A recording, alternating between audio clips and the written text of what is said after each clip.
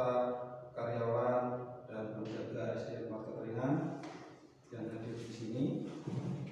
Pertama, mari kita panjatkan puji syukur kehadirat Allah Subhanahu wa taala karena dengan rahmat dan hidayahnya kita dapat berkumpul di ruangan ini dalam keadaan sehat walafiat dengan acara diseminasi budaya positif. Dan yang kedua, kita kirimkan sholawat dan salam pada junjungan kita Nabi Agung Muhammad Rasulullah SAW, yang mana kita tunggu-tunggu syafaatnya di akhir zaman. Baik, Bapak Ibu yang kami hormati, di sini saya akan diseminasi budaya positif yang saya dapat dari CGP Angkatan 7 kemarin, dan saya sosialisasikan dengan bertemu dengan kepala sekolah. Dan hari ini kita langsung tatap muka. Yang pertama, izinkan saya membuka dulu salam ya. Dari salam ini saya akan mencoba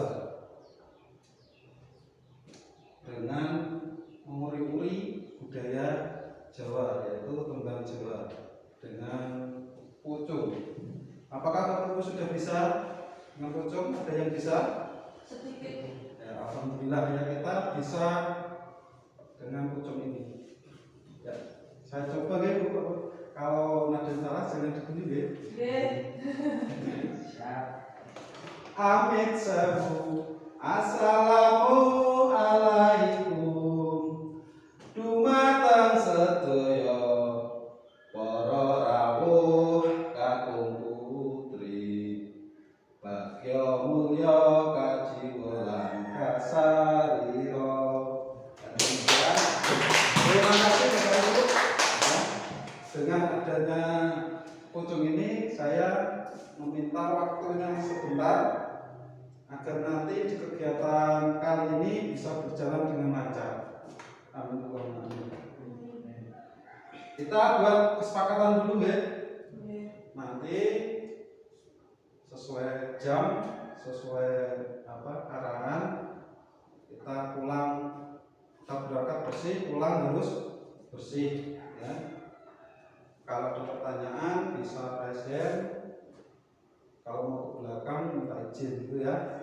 Bapak Ibu, terima kasih.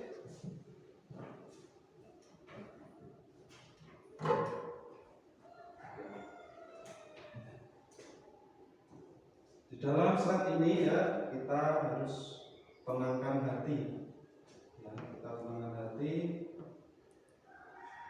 dan pikiran kita, kearahkan semua perhatian untuk fokus belajar. Hadirkan rasa ingin tahu, syukur dan bijaksana. Ya, ini menggambarkan kita harus bersyukur kepada Tuhan Yang Maha Esa, karena dengan Tuhan kita akan merasa tentram ya, dan syukur kita kepadanya. Kita lanjut ya, ini pertanyaan pemantik yang pertama.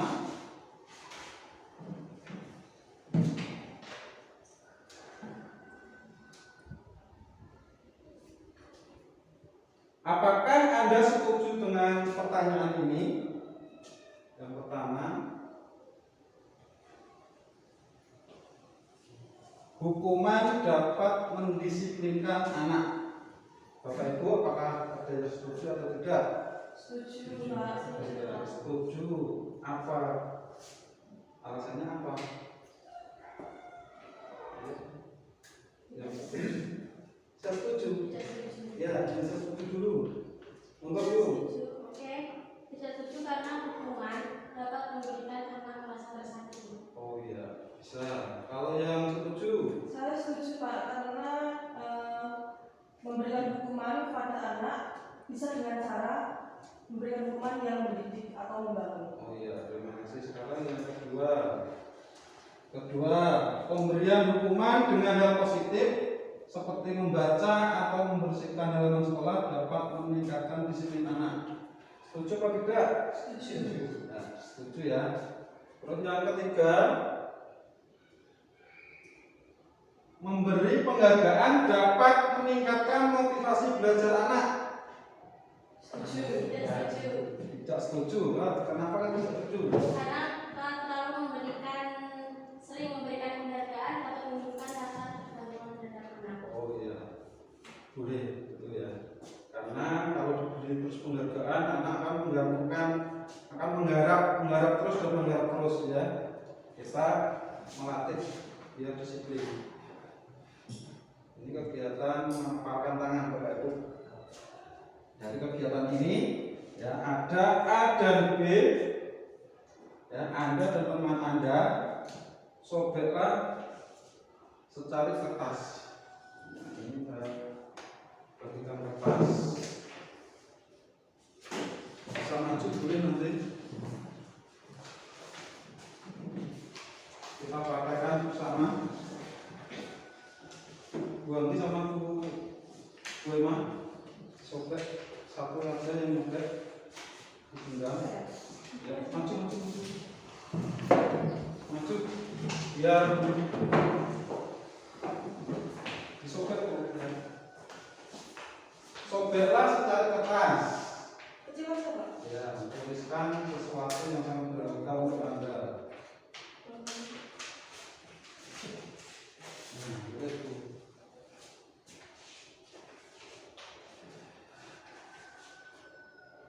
Menuliskan benda Yang berharga buat kamu. Berharga bagi Berharga buat kamu. Begitu.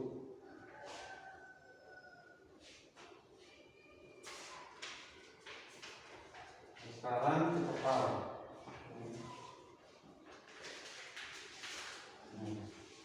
Sekarang Bu Emma mencoba untuk meminta dengan segala cara. lu mintanya Segala cara. Diraih. Terserah. Boleh minta. Yang keras. Boleh minta saya kamu genggam. nggak boleh. Nanti tak kirim. Nggak usah, ini sangat berharga buat saya. Ada di HP-ku. Nggak usah, nggak. ini Nggak mau. Nggak apa-apa. Nggak mau ya. Ini saya tunjukkan. Nggak boleh. Kamu cantik kok. Aku juga nggak mau. Ya. Terima kasih tepuk tangan. Terima kasih. Silakan duduk kembali ya.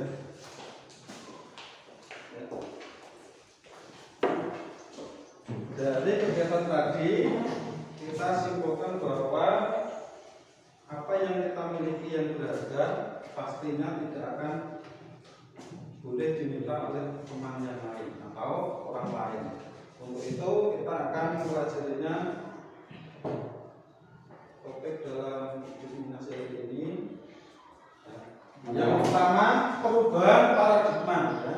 Dari tadi kedua tadi yang menyampaikan dan tadi yang apa akan ada perubahan paradigma baru ya, dari stimulus respon ke teori kontrol. Yang kedua disiplin positif. Yang ketiga motivasi perilaku manusia. Yang keempat kebutuhan dasar manusia. Yang kelima restitusi atau posisi kontrol. Yang keenam keyakinan kelas. Yang ketujuh restitusi atau segitiga restitusi. Ini perubahan paradigma ada 4 ya, ilusi kontrol. Yang pertama ilusi guru mengontrol murid. Yang kedua ilusi bahwa kritik dan membuat orang merasa bersalah dapat menguatkan karakter. Yang ketiga ilusi bahwa semua penguatan positif efektif dan bermanfaat. Yang keempat ilusi bahwa orang dewasa memiliki hak untuk memaksa seperti tadi ya. Bu Anggi dipaksa Bu Emma, tapi Bu Anggi tetap bertahan dengan pendiriannya, tidak memberikan sesuatu yang dia miliki. Kita bahas satu persatu. Ya. Ilusi guru mengontrol murid. Ya. Pada dasarnya kita tidak dapat memaksa murid untuk berbuat sesuatu jika murid tersebut memilih untuk tidak melakukannya. Walaupun tampaknya kita sedang mengontrol perilaku murid tersebut, hal ini karena murid tersebut sedang mengizinkan dirinya dikontrol. Saat itu bentuk kontrol guru menjadi kebutuhan dasar yang dipilih murid tersebut. Teori kontrol menyatakan bahwa semua perilaku memiliki tujuan, bahkan terhadap perilaku yang tidak disukai. Ya. Ini guru bisa mengontrol murid, ya, kalau muridnya tidak, kalau diberi teguran tidak diindahkan. Terus yang kedua, ilusi bahwa orang dewasa memiliki hak untuk memaksa. Ya. Banyak orang dewasa yang percaya bahwa mereka memiliki tanggung jawab untuk membuat murid-murid berbuat hal-hal tertentu. Apapun yang dilakukan dapat diterima selama ada sebuah kemajuan berdasarkan sebuah pengukuran kinerja. Pada saat itu pula, orang dewasa akan menyadari bahwa perilaku memaksa tidak akan efektif untuk jangka waktu panjang dan sebuah hubungan permusuhan akan terbentuk. Ya. Jadi ilusi bahwa orang dewasa memiliki untuk memaksa itu bisa mengakibatkan permusuhan di antara anak dan orang dewasa tersebut. Misalnya anak jungkung, ya, selama dia masih hidup pasti masih ingat kepada gurunya yang dulu. Seperti saya, ya, saya dulu juga hidup jungkung, ya, disabet pakai gunting, ya, gunting, ya. Sampai sekarang masih ingat, itu kelas 3. Kelas 3 masih ingat saya, Pak. Ya. Calon jawabannya disabet ya. Dia Bapak Ibu disabet. Pasti Bapak Ibu juga mengalaminya seperti saya karena di tahun itu pasti gurunya masih kiler-kiler gitu ya. Bu Irma pasti mengalami. Lupa? Enggak pernah. Karena 2000 ke atas mungkin sudah beda. Ya. Kalau saya pernah itu masih ingat. Yang ketiga,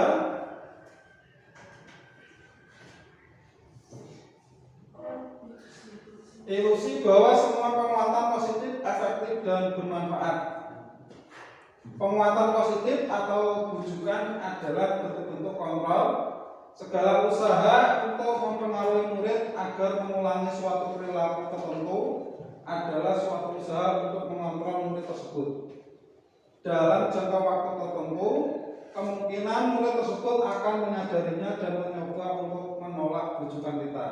Atau bisa jadi murid tersebut menjadi tergantung pada pendapat sang guru untuk berusaha.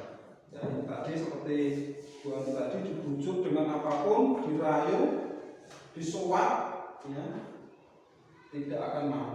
Ya. Terus yang keempat, ilusi bahwa orang dewasa memiliki hak untuk memaksa. Ya. Sama ya. Tapi sudah tadi mohon maaf tadi tidak pakai mic, takutnya tadi listriknya nggak kuat. Ya. Kita lanjut yang keempat. Ilusi bahwa kritik dan membuat orang merasa bersalah dapat menguatkan karakter. Menggunakan kritik dan merasa bersalah untuk mengontrol murid menuju pada identitas gagal. Mereka belajar untuk merasa buruk tentang diri mereka. Mereka mengembangkan dialog diri yang negatif. Kadang kala sulit bagi guru untuk mengidentifikasi bahwa mereka melakukan perilaku ini. Karena seringkali guru cukup menggunakan suara halus untuk menyampaikan pesan negatif. Nah, dari ilusi ini ya, kita dapat memberikan kritik dan saran kepada murid dengan kata-kata yang tidak melukai ya, hati murid kita. Ya. Bagaimana kalau kamu melakukan hal ini? Itu contohnya.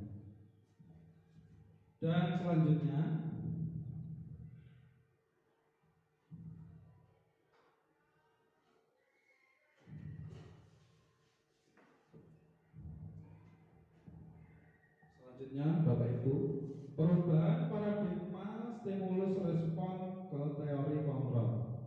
Siapa sesungguhnya yang memiliki teori kontrol? Ya.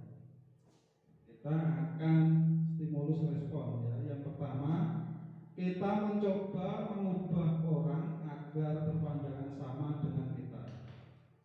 Teori kontrolnya, kita berusaha memahami pandangan orang lain tentang dunia. Yang kedua, perilaku buruk dilihat sebagai suatu kesalahan. Yang teori kontrol, semua perilaku memiliki tujuan. Stimulus respon yang ketiga, orang lain bisa mengontrol saya, hanya Anda yang bisa mengontrol diri Anda. Selanjutnya, saya bisa mengontrol orang lain, dan teori kontrolnya Anda tidak bisa mengontrol orang lain. Selanjutnya, pemaksaan ada pada saat bujukan gagal. Teori kontrolnya kolaborasi dan konsensus menciptakan pilihan-pilihan baru. Ya, dalam ini pemaksaan pada yang tadi disampaikan, yang diperagakan oleh guru kita, ya, teman kita tadi, Bu Anggi dan Bu Emma. Ya. Bu Emma tadi membujuk Bu Anggi, merayunya dan gagal. Ya. Bu Anggi tidak sependapat dan tidak memberikan apa yang dia miliki. Ya. Teori kontrolnya kita bisa dengan berkolaborasi, ya, memberikan keyakinan, ya, untuk dia dapat diberikan ya benda-benda tadi yang berharga yang dimiliki oleh Bu Anggi. Selanjutnya, model berpikir menang atau kalah. Ya. Teori kontrolnya model berpikir menang. Ya. Kita tidak boleh menjudge itu menang atau kalah. Ya, kita semuanya menang. Kita semuanya benar.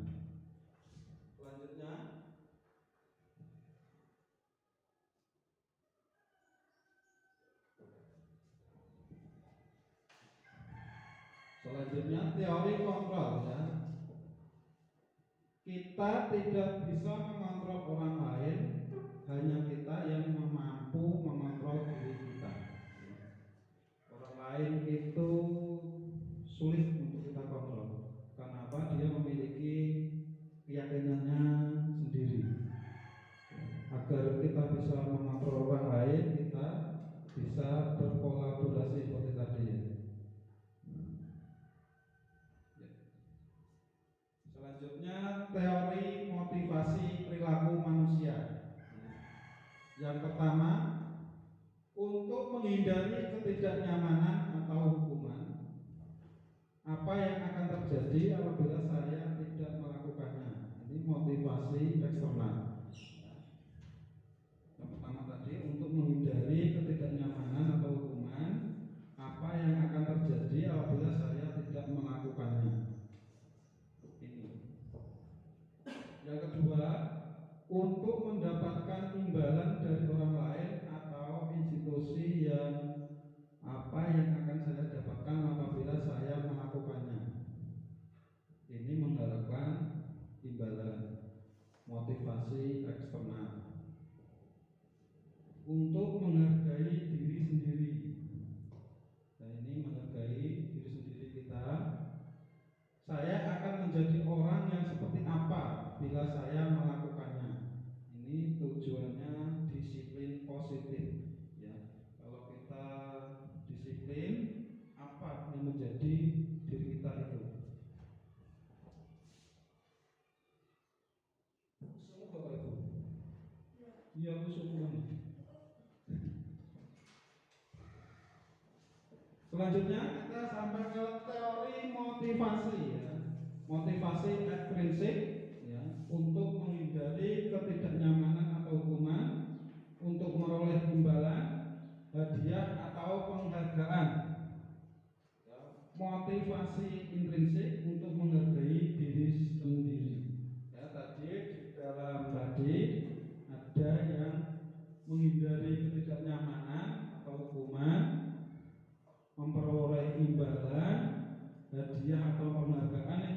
masuknya ini motivasi ekstrinsik, motivasi dari luar ya. Misalnya Pak Ebet, kalau kamu masuk pagi terus Pak Ebet, kamu akan saya beli ini ya. Itu maksudnya motivasi ekstrinsik ya. Dan yang kedua motivasi intrinsik ya. Ini untuk menghargai diri sendiri ya. Diri sendiri. Misalnya contohnya saya berangkat pagi terus ya, biar saya bertemu dengan murid saya ya, biar tidak biar pembelajaran bisa tercapai itu menghargai diri sendiri.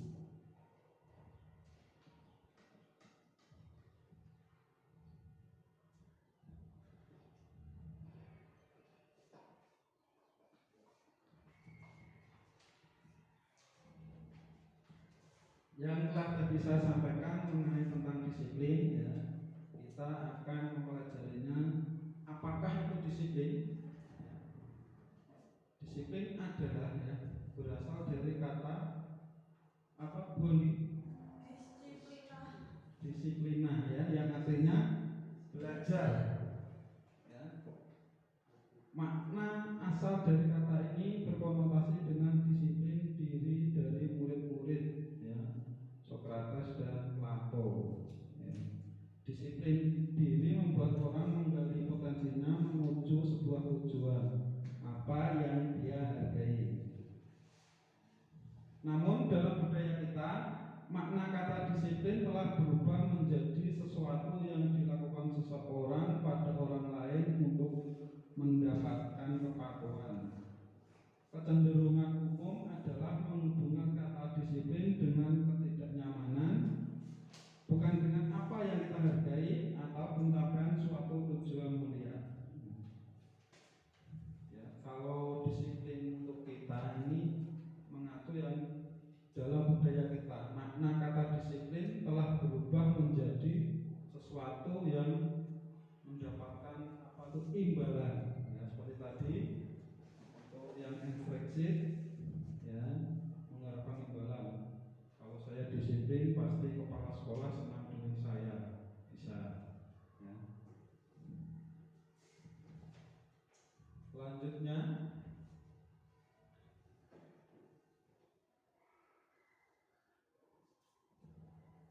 kita pelajari disiplin positif. Disiplin adalah belajar kontrol diri dengan menggali potensi kita agar tercapai tujuan mulia, yaitu menjadi seseorang yang kita inginkan berdasarkan nilai-nilai kebajikan yang kita yakini. Disiplin ini mendisiplinkan peserta didik ya, kita harus belajar kontrol diri dengan menggali potensi kita ya. Potensi kita gali dulu ya, potensi apa yang kita miliki akan tercapai. Suasana siang hari ini semakin panas ya, semakin merasa gerah kita semua ya. Yang bawa minum tolong diminum, yang tidak ya,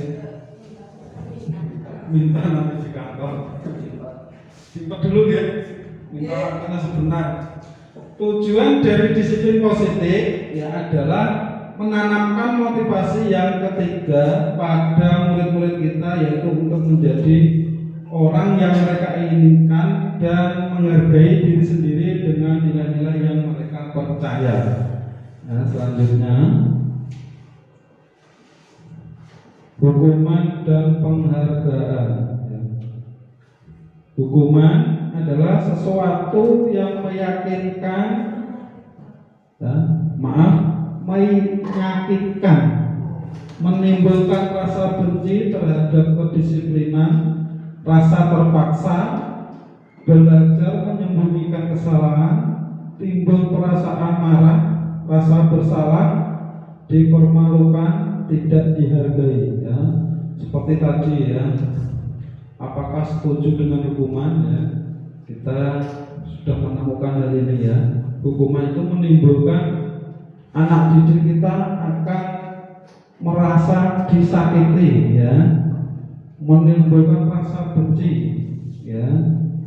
rasa terpaksa, ya, bisa belajar menjemukan sesuatu atau bohong. Ya. Murid kita akan timbul perasaan itu, perasaan marah, bersalah, dipermalukan, ya, tidak dihargai. Contohnya tadi, ya, misalnya murid kita tidak mengerjakan PR, terus dihukum di depan kelas, ya, pasti dia mempunyai rasa malu terhadap teman-teman yang lain. Yang kedua, penghargaan. Yang tadi setuju penghargaan, ya. Belajar adalah penghargaan yang sesungguhnya. Memberikan penghargaan sama dengan menghukum seseorang. Ini tadi Bapak Ibu bisa mengkoreksinya kembali, ya. Penghargaan adalah belajar adalah penghargaan yang sesungguhnya. Memberikan penghargaan sama dengan menghukum seseorang. Ya, sepertinya anak-anak tadi kalau dikasih penghargaan terus akan mengharapkan bisa penghargaan nomor dari Pak Guru, ya, gitu. Dia pastinya dari rumah itu kan berharap kalau tidak dapat selanjutnya Bapak Ibu yang hebat, ya, yang masih semangat mengikuti acara siang ini, ya, dengan rasa kantuk kita tahan. Selanjutnya mencatat, ya, ini tindakan guru, ya, tindakan guru ini nanti hukuman atau konsekuensi, ya. Menurut Bapak Ibu, ya, mencatat 100 kali di dalam buku kalimat, ya, saya tidak akan terlambat lagi karena terlambat ke sekolah. Ini masuk hukuman atau konsekuensi? Hukuman.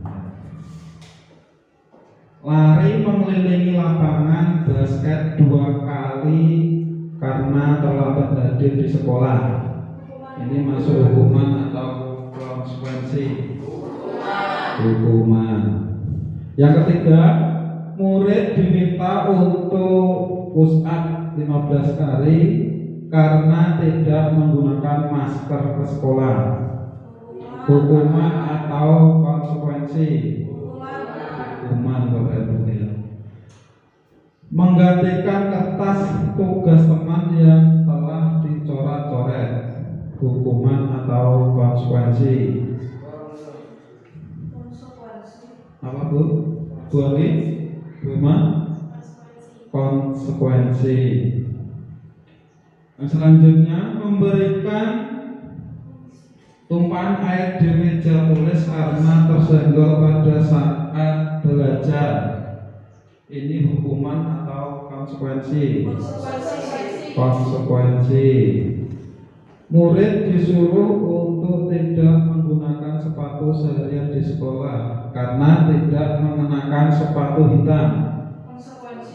Hukuman atau konsekuensi? Ada hukuman, ada konsekuensi. Yang mana? Nah, kita tampung dulu hukuman atau konsekuensi. Selanjutnya, yang terakhir, lari mengelilingi lapangan bola basket karena terlambat 10 menit untuk pelajaran tertentu, misalnya matematika, olahraga, bahasa Indonesia. Hukuman atau konsekuensi? Hukuman atau konsekuensi. Kita cocokkan bersama.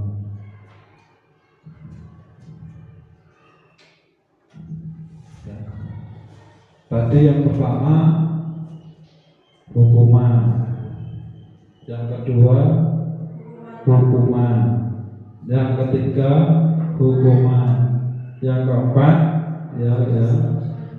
menggantikan kertas tugas teman yang telah dicoret-coret. Itu konsekuensi. Ya, membersihkan tumpahan air di meja tulis karena tersenggol pada saat belajar, ya. Konsekuensi itu tidak disengaja, ya.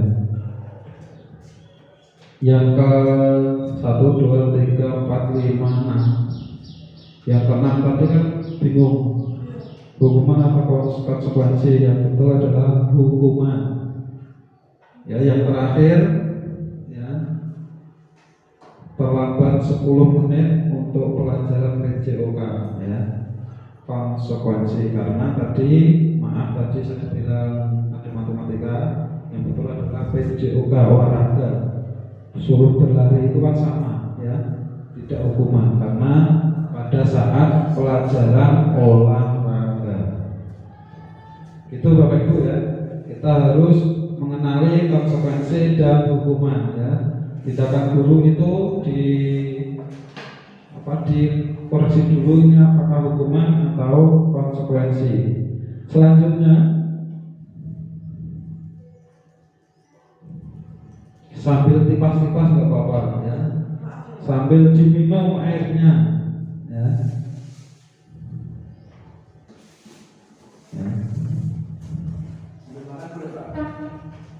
Snacknya dimakan nggak apa-apa, ya. Ya, karena saya snacknya sudah habis, sudah saya makan duluan tadi. Ya, dan selanjutnya kebutuhan dasar manusia. Ya. Yang pertama itu gambar apa, loplok itu, ya. Gambar loplok, ya. Ini tandanya kasih sayang dan rasa terima kasih. Itu digambarkan dengan, ya, rasa diterima, ya, di lope-lope katanya Bu Emma, ya. Bu Emma ini yang di sini paling muda sendiri, ya. Ya. Kelahiran berapa, Bu? 2001. 2001 saya sudah SMA kelas 2. Ya. Baru lahir Bu Emma. Ya, karena saya SMA tahun 2000. Ya, lulus 2003. Terus kuliah D2 2000, lulus 2005. 2006 ada tes CPNS, saya ikut, alhamdulillah tidak lolos. Dan lagi ikut tahun 2009, alhamdulillah baru lolos. Ya, yang beruntung yang aktif, karena saya dulu tidak mengabdi, langsung ikut umum, ya. Dan ini sambil santai saja, ya, biar nggak sepanang, ya. Selanjutnya penguasaan, ya. Ini penguasaan diibaratkan bintang, ya, bintang di langit, bintang kecil di langit yang tinggi apa yang biru, ya? Yang tinggi, ya, karena bintang ada di malam hari. Kalau di siang hari kan biru, tidak ada bintang, ya. Seperti kalau biru pasti laut, ya. Kalau tidak ada mendung. Ya, selanjutnya kesenangan, ya, ini diibaratkan balon, ya, senang. Karena anak kecil kalau lihat balon itu senang, ya. Tapi saya dulu itu jarang lihat balon, karena di desa nggak ada, ya, jarang melihat keramaian. Karena dari kecil saya diajarkan untuk bekerja, ya. Habis sekolah langsung anom, ya, anom kambing, ya. Ya, anom kambing dulu, ya, sampai 25 kambing, ya. Kalau tidak dianom, kalau tidak dilepaskan, mencari rumputnya yang kesulitan, ya. Kalau kambing pernah dimarahi tetangga karena kambingnya makan tanamannya tetangga, itu pernah dimarahi, ya. Itu dulu. Itu kalau saya kelas 6 sudah membaca sawah pakai traktor, ya. Kelas 6 itu. Kelas 6, Bu Agi, jangan kaget, Bu. Iya, itu dulu, ya. Ya. Alhamdulillah dulu yang punya baru sedikit, ya. Bapak saya sudah punya. Dia menghabiskan kambing tadi, kambing sapi dijual untuk beli traktor. Ya. Ya, tidak aman tapi sekarang mentraktor sawah. Ya. Terus selanjutnya kebebasan. Nah, bebas ini diibaratkan kupu-kupu yang terbang. Ya. Jangan kupu-kupu malam, konotasinya jelek. Ini kupu-kupu ya, bebas terbang. Ya. Menghingap ke sana ke sini bebas. Ya, itu ibaratnya ini kebutuhan dasar manusia.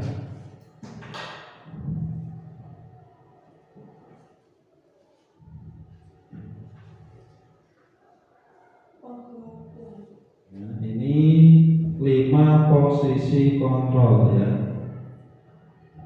Yang pertama penghukum. Ya, penghukum ini menghardik, menyakiti, menyindir ya. Ini penghukum itu ibaratnya ya tadi seperti menghukum ya.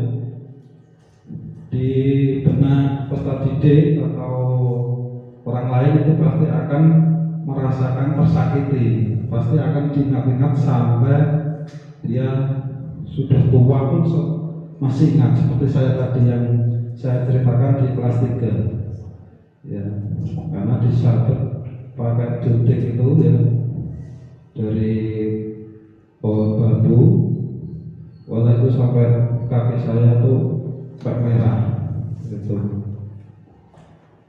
Yang kedua, membuat orang merasa bersalah ya. Ini berceramah ya, kalau berceramah terus orang nanti bersalah.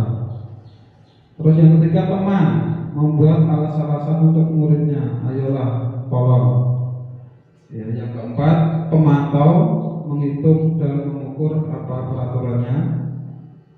Yang kelima, manajer ya, ini mengajukan pertanyaan-pertanyaan, menguatkan pribadi ya. Yang kelima ini manajer, dari kita membuat pertanyaan-pertanyaan yang bisa menguatkan diri pribadi kita.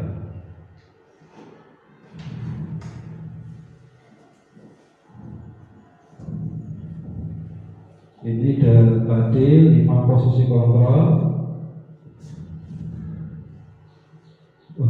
Kecil-kecil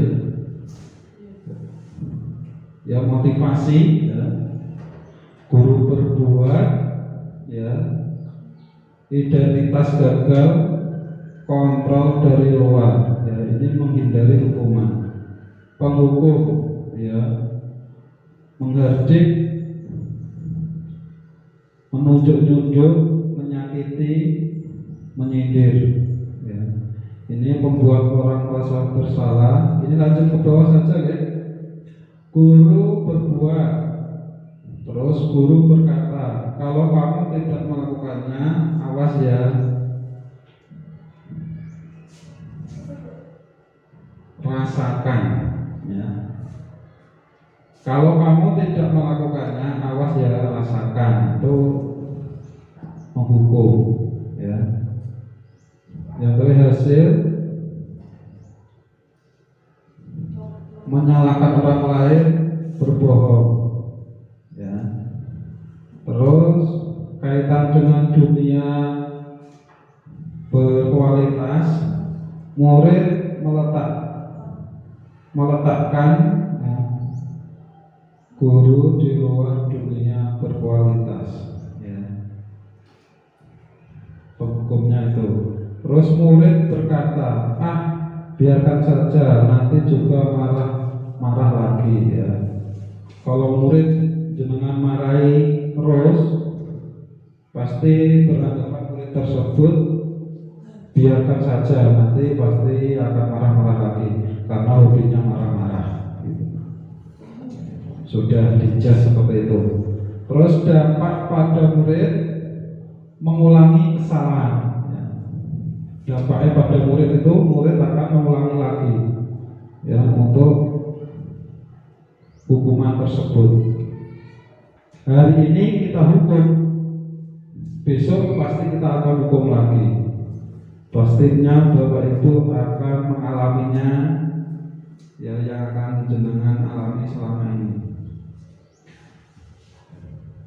Terus yang kedua, membuat orang merasa bersalah, berceramah dan mengatakan seharusnya ibu kecewa. Yang kedua, guru berkata, kamu sudah tahu, ibu telah sekali mengatakannya, ibu stresnya itu merasa bersalah. Terus menyembunyikan, menyangkal, berbohong. Selanjutnya, murid meletakkan guru di dalam dunia berkualitas. Selanjutnya, maafkan saya, itu orang merasa bersalah. Ya, orang meminta maaf, maafkan saya. Merasa rendah diri. Ya, kalau mengulangi tadi yang pertama, penghukum mengulangi kesalahan, kalau membuat merasa bersalah itu merasa rendah diri. Ya, kita merasa kecil di bawah. Selanjutnya, identitas berhasil atau sukses. Kontrol dari luar. Ya. Mengharapkan imbalan atau ketergantungan pada orang lain, pada teman, membuatkan alasan-alasan untuk memuridnya. Ini yang pemantau, menghitung dan mengukur. Terus yang kedua, ayolah hukuman demi ibu. Masa kamu tidak mau, ya, tidak ingat tidak ibu pernah batu. Ya, dia pemantau apa peraturannya, ya, ini ditulis peraturan. Terus yang ketiga, ketergantungan. Ini pemantau menyesuaikan diri bila diawasi. Ini pemantaunya. Terus selanjutnya, murid meletakkan guru sebagai orang yang sangat penting di dunia berkualitas.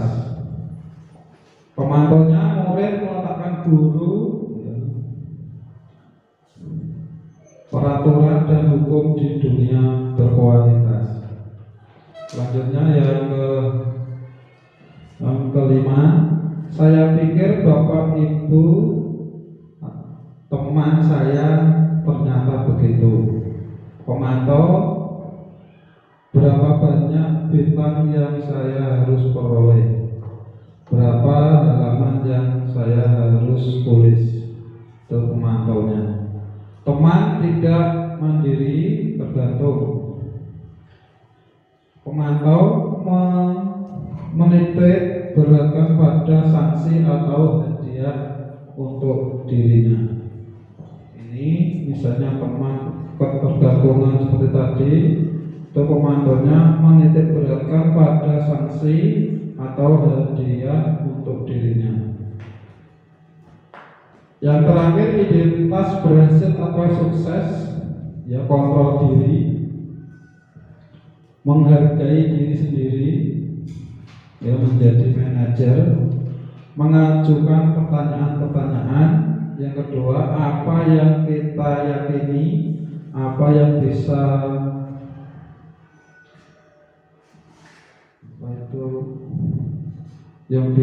kita kerjakan untuk memperbaiki masalah ini, menguatkan pribadi.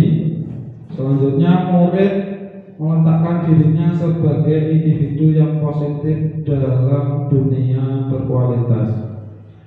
Bagaimana caranya saya bisa memperbaiki keadaan? Selanjutnya, terakhir, mengevaluasi diri, bagaimana cara memperbaiki diri.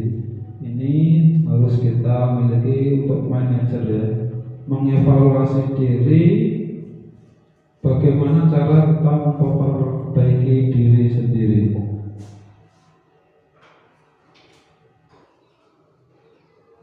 Baik, Bapak Ibu, kita lanjutkan untuk keyakinan kelas.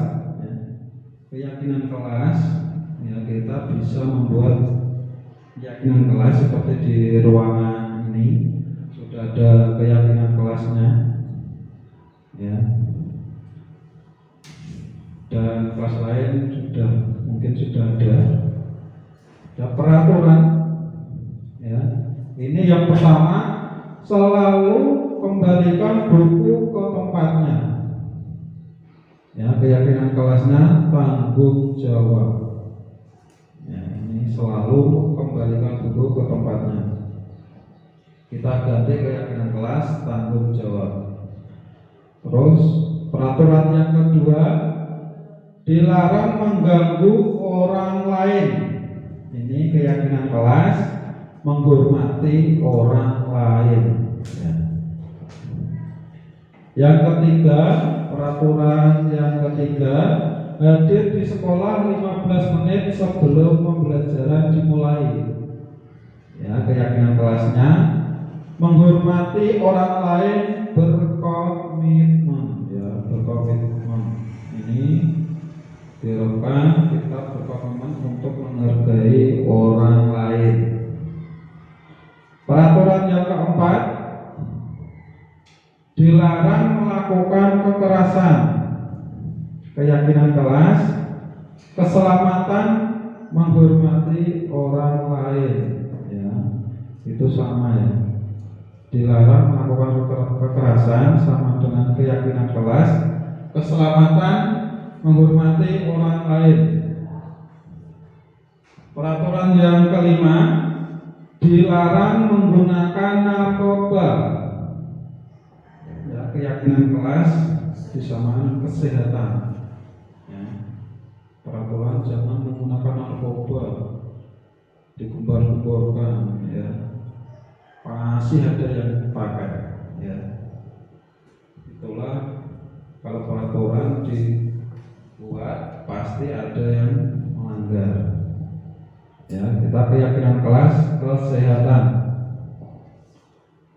bergantian atau menunggu giliran. Ini yang keenam, ya, bergantian atau menunggu bergiliran. Menghormati orang lain, bersabar, ya. Ini bisa dicontohkan kita antri membeli pertalite, ya, atau bensin. Itu antrinya sampai panjang sekali, ya. Ya, tadi pagi saya tidak mau antri, ya, karena panjang, ya, saya belinya pertama, ya, lebih cepat karena tidak ada yang antri. Ini disuruh bersabar, ya, karena kalau tidak bersabar, ya, pasti akan terjadi kegaduhan, ya, Pak Ibu. Kalau menyerobot antri langsung padu di situ. Yang ketujuh, gunakan masker, ya. Gunakan masker. Ini keyakinan kelas kesehatan keselamatan, ya, karena kita kemarin 2020 kita pandemi, ya, harus pakai masker, ya, wajib. Itu keyakinan kelasnya kita berikan kesehatan dan keselamatan, ya. Seperti sekarang ini, ya, ini banyak sekali hewan, terutama sapi, ya. Ini di sini banyak yang mati, ya, karena penyakit PMK kaki dan mulut, ya. Ini Pak Sobat, ya, di sini. Seperti tadi penjaga kita, ya, izin tadi untuk sapinya kena PMK, dirawat. Terus selanjutnya, jangan berlari di kelas atau koridor.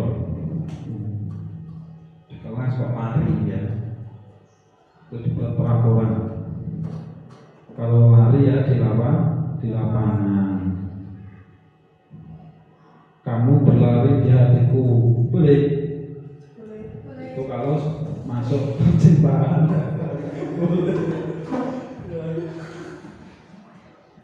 Jaga sepaneng, semua sepaneng ya. Keyakinan kelas, keselamatan atau keamanan. Karena di dalam kelas itu ada meja kursi ya, kamu lari nanti nabrak pojokannya meja ya, sudutnya meja itu sakit ya. Itu untuk peraturan, jangan lari di kelas. Keyakinan kelasnya keselamatan, demi keselamatan dan keamanan. Selanjutnya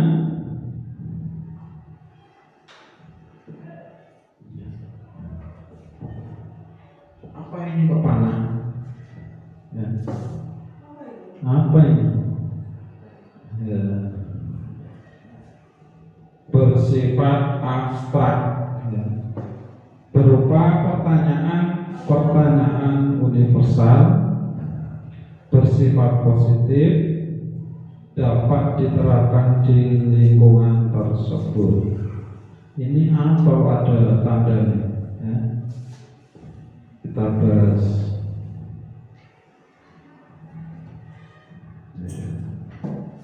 Masuknya kesepakatan kelas ya.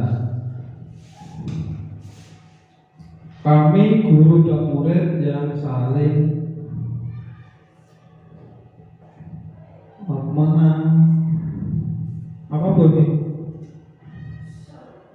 menyayang ya, menyayangi ya.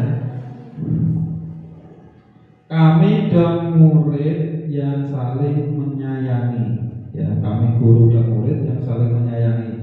Yang B, kami murid yang semangat belajar.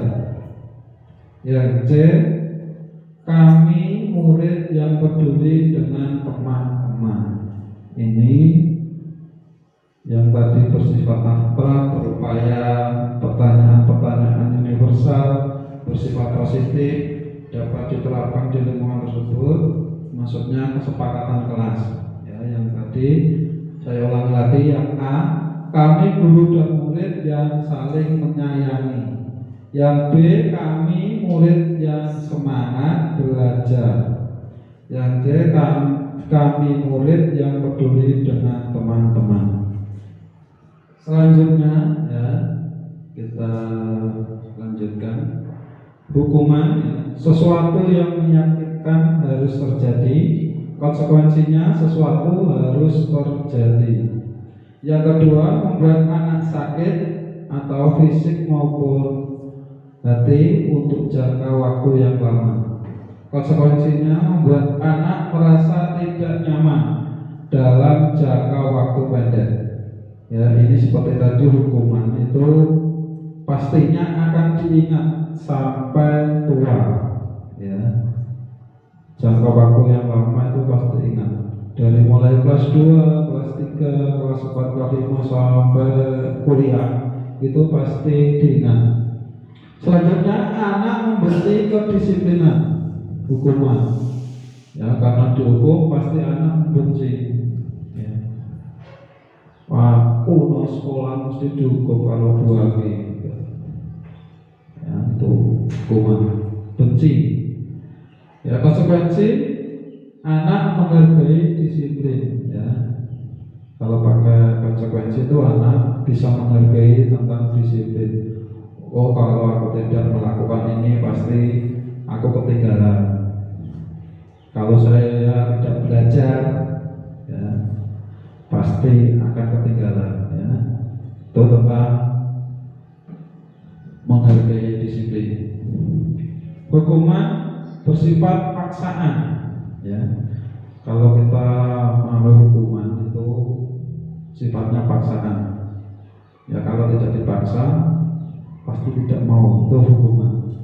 Konsekuensi, stimulus, tanggapan ya. Kita akan membuat rencana-rencana yang diwujudkan tidak ada unsur paksaan.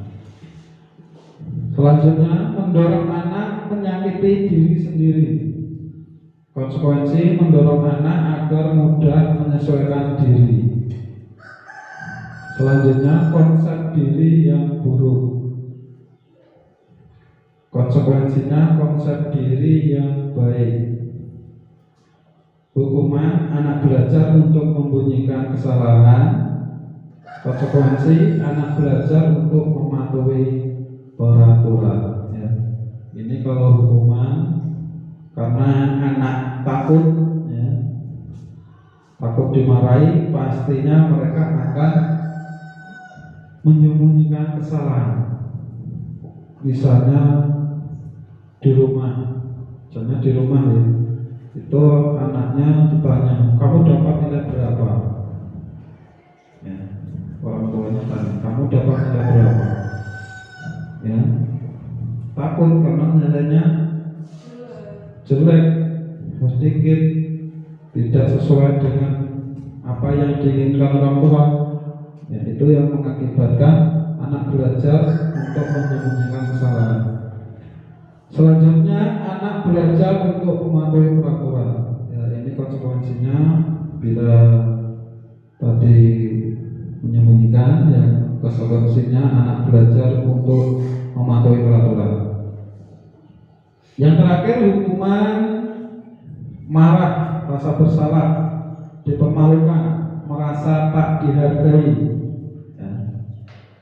Ini kehilangan hak, dibuat tidak nyaman, diasingkan untuk sementara. Ya, ini time out, ya. Kehilangan hak. Itu kan marah, rasa bersalah, dipermalukan. Ini tidak nyaman, ya, dibuat tidak nyaman, tapi untuk sementara. Dan selanjutnya pasti akan merasa nyaman dan melihat hasilnya nanti ke belakang.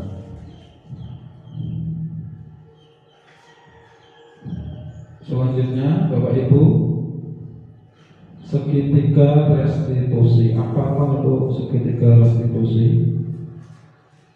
Ya. Kok dewemen kok? Restitusi adalah proses menciptakan kondisi bagi murid untuk memperbaiki kesalahan mereka, sehingga mereka bisa kembali pada kelompok mereka dengan karakter yang lebih kuat. Restitusi juga merupakan proses kolaboratif yang mengajarkan murid untuk mencari solusi untuk masalah mereka dan membantu murid berpikir tentang orang seperti apa yang mereka ingin menjadi atau tujuan mulia, dan bagaimana mereka harus memperlakukan orang lain. Ini menurut Gosong 2004, ya. 2004 tadi memang baru umur 3 tahun, ya. Bisa dihitung malam itu. Saya sudah lulus SMA, sudah bekerja nih. Ya, dulu saya kuliah di sambil kerja, jadi kuliah bayar diri, ya, dulu. Ya, ya alhamdulillah. Karena apa ya? Karena kita mencari jati diri itu pada waktu SMA, ya. Masih bingung kuliah tidak. Tuh lulus SMA bingung ya dulu itu, kuliah atau tidak. Disuruh ngaji tidak mau, ya. Kuliah sambil kuliah, karena kalau sudah bekerja itu pasti enak bekerja. Karena apa? Pegang uang. Kalau sudah merasakan pegang uang, disuruh kuliah pasti tidak mau. Tuh, ya itu dulu saya seperti itu, karena sudah bekerja, ya kerjaannya ya turun-turun jalan, ya. Karena setiap hari itu jalan terus, ya. Tapi nggak jalan ya, pakai sepeda motor, ya. Ini tadi segitiga revolusi kembali, ya. Ini menciptakan proses anak didik kita untuk dapat berkolaborasi ya. Ini kita buat kelompok-kelompok dalam mengajar ya. Dia diharapkan nantinya itu anak-anak bisa berkolaborasi ya untuk mengajarkan murid ya, mencari solusi dan masalah mereka ya. Jadi bisa jawab aku kok ini kepodo ya, biar disamakan agar tujuan yang mulia itu tercapai.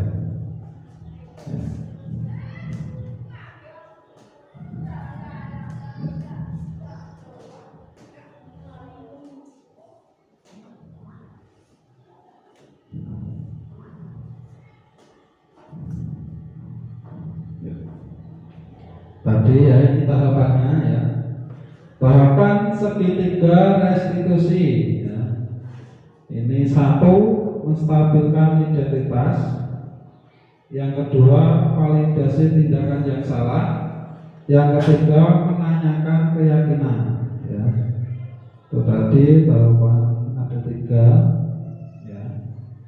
Menstabilkan identitas, validasi tindakan yang salah, menanyakan keyakinan. Selanjutnya ini restitusi, mencari kebutuhan dasar yang mendasari tindakan. Yang kedua, restitusi diri adalah cara yang paling baik. Yang ketiga, restitusi fokus pada karakter bukan tindakan. Yang keempat, restitusi menguatkan. Yang kelima, restitusi fokus pada solusi. Yang keenam, restitusi mengembalikan murid yang salah pada kelompok. Kita lanjut ya, karena semakin sore ini, maaf, Bapak Ibu kita lanjut ya, karena semakin sore ini semakin panas ya, semakin gerah, makin ngantuk ya. Nah ngantuk, ojo ditolok ya, bahaya. Mulai dikunci nang kelas.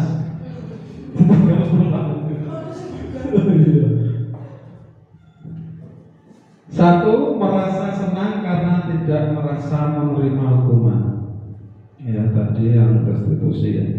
Yang kedua, murid mampu menyadari kesalahannya untuk belajar dan melaksanakan kebiasaan positif dengan sadar dan senang hati. Ini yang kedua, ini sepertinya murid yang biasa, tidak disuruh pun dia akan melakukan karena dengan sadar, dengan senang hati ya. Kalau sudah kebiasaan sehari-hari, mereka akan senang ya. Kalau tadi dihukum, pasti malah akan melawan Bapak Ibu. Yang ketiga, murid tidak merasa dendam ya. Murid itu kalau tidak dihukum itu akan merasa senang ya. Malah gurunya kata aku malah sedih ya. Beda kalau dendam, kalau lapar kok guruku ya, kok iso dolanan itu murid tidak merasa dendam. Yang keempat, murid mampu memecahkan masalah mereka sendiri dengan bijaksana ya. Diharapkan nantinya murid ya, mampu memecahkan masalah mereka sendiri ya, dengan belajar kelompok tadi, dengan berkolaborasi ya, murid bisa memecahkannya sendiri dengan pikirannya, dengan hatinya yang bijaksana. Ya, ini respon siswa tadi ya. Ya, ini selanjutnya hal yang menarik dan di luar dugaan. Ya, ini di luar dugaan itu apa ya? Ini apa Bapak Ibu ya? Penghargaan ternyata juga mempunyai efek negatif ya. Karena dari sini kok lanjut ya, jadi efektif ya. Saya ulangi ya, penghargaan ternyata juga mempunyai efek negatif ya. dari Bu Emma tidak setuju dengan penghargaan, karena penghargaan juga punya efek negatif ya, karena dengan mengharap-harap tadi ya sudah diharapno malah kelewat ya, mereka kecewa. Selanjutnya yang kedua, menumbuhkan motivasi intrinsik pada diri murid, memerlukan keteladanan dan menyesuaikan kebutuhan dasar mereka. Ini menumbuhkan ya. Murid itu tumbuh motivasinya dari dalam diri ya, karena intrinsik ya, dari dalam ya. Memerlukan keteladanan ya, ini butuh menyesuaikan kebutuhan dasar mereka. Selanjutnya yang ketiga, ketika murid melakukan suatu tindakan yang tidak sesuai, ternyata disebabkan karena adanya kebutuhan yang tidak terpenuhi. Ini murid melakukan suatu tindakan tidak sesuai. Kalau mereka setiap harinya melakukan tidak sesuai dengan apa yang kita inginkan, itu biasanya caper ya. Cari perhatian murid itu ya, cari perhatian kepada gurunya. Wah, ini gak diperhatikan. Ini disebabkan karena adanya kebutuhan yang tidak terpenuhi. Yang keempat, dengan segitiga restitusi, mereka mampu menyadarinya dan berusaha memperbaiki diri mereka sendiri dengan penuh kesadaran dan tanggung jawab. Ini diharapkan dengan segitiga restitusi itu mereka dengan sendirinya dapat sadar dan tanggung jawab. Selanjutnya yang kelima, penerapan segitiga restitusi sangat mendukung dalam menanamkan motivasi intrinsik murid. Ya, dengan segitiga restitusi diharapkan murid nantinya itu dapat terbantu atau memotivasi ya dari dalam dirinya ya, biar muncul gitu. Selanjutnya, namun dalam pelaksanaannya tentu memerlukan proses dan waktu yang tidak singkat ya. Dengan hal yang menarik di luar dugaan itu pastinya ada hal-hal yang pelaksanaan itu memerlukan jangka yang panjang. Tidak kita membalikkan telapak tangan kita langsung balik plek-plek ya, kita yang harapkan terjadi itu tidak ya, memerlukan tahapan-tahapan yang tidak singkat. Baik, Bapak-Ibu, kita lanjutkan.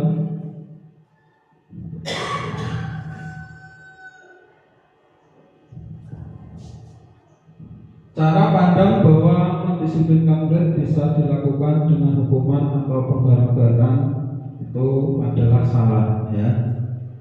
Bahwa kita mendisiplinkan murid dengan hukuman itu atau penghargaan salah, tidak setuju Bapak Ibu. Yang kedua, budaya positif harus diawali dengan keyakinan kelas dan dilakukan secara terus-menerus ya. Budaya yang baik, misalnya setiap hari kita berdoa sebelum kegiatan pembelajaran, ya, salam, sapa, senyum, santun, ya, pembiasaan setiap hari di depan gapura, ya, ketemu murid, salam, sapa, senyum, sapa, santun, gitu ya. Terus lagi budaya positif lagi, apa lagi yang kemarin kita lakukan? Yang menggelar layar ya, Asmaul Husna, karena di tempat kita ini kan gabung ya, SMP 4 Jikem ya, Satap ya. Itu kalau kegiatan upacara pasti digabung ya, rutin. Asmaul Husna digabung rutin ya. Mungkin besok lagi bisa sholawat Maria Bu Emma ya, bisa itu dimasukkan setiap pagi, atau hal-hal yang lain yang budaya positif ya, sesuai yang sudah kita sepakati itu yang sesuai dengan visi misi kepala sekolah atau sekolah kita. Selanjutnya, ketika murid melakukan kesalahan pasti ada kebutuhan mereka yang belum terpenuhi seperti tadi ya. Tuh murid melakukan kesalahan ya, karena banyak masalah ya, bisa jadi gitu ya. Selanjutnya sebagai guru harus bisa mengambil posisi kontrol sebagai manajer ketika ada murid yang melakukan kesalahan ya. Kita Bapak Ibu ya, kita sebagai guru ya, kita harus memiliki posisi kontrol ya, sebagai manajer ya. Kita guru itu ibaratnya manajer ya, yang memimpin di kelas, di ruang kelas itu ya. Muridnya berapa saja, itu yang menjadi manajer adalah gurunya. Ketika ada murid yang melakukan kesalahan, kita harus menyelesaikannya ya. Selanjutnya, segitiga restitusi adalah cara yang tepat dalam membentuk budaya positif ya. Tadi dengan segitiga tadi restitusi ya, itu adalah cara yang tepat ya, kita dalam membentuk budaya positif ya. Sudah selesai Bapak Ibu ya. Ini adalah hasil nyata budaya positif ya, dari saya Haris ya. Semoga ya, dengan kegiatan hari ini bermanfaat untuk kita semua dan bisa berjalan di SDN 4 Keteringan terutamanya semakin lebih baik, lebih maju sesuai yang kita inginkan ya. Akhirul kalam, wassalamualaikum warahmatullahi wabarakatuh. Waalaikumsalam warahmatullahi wabarakatuh. Terima kasih Bapak Ibu.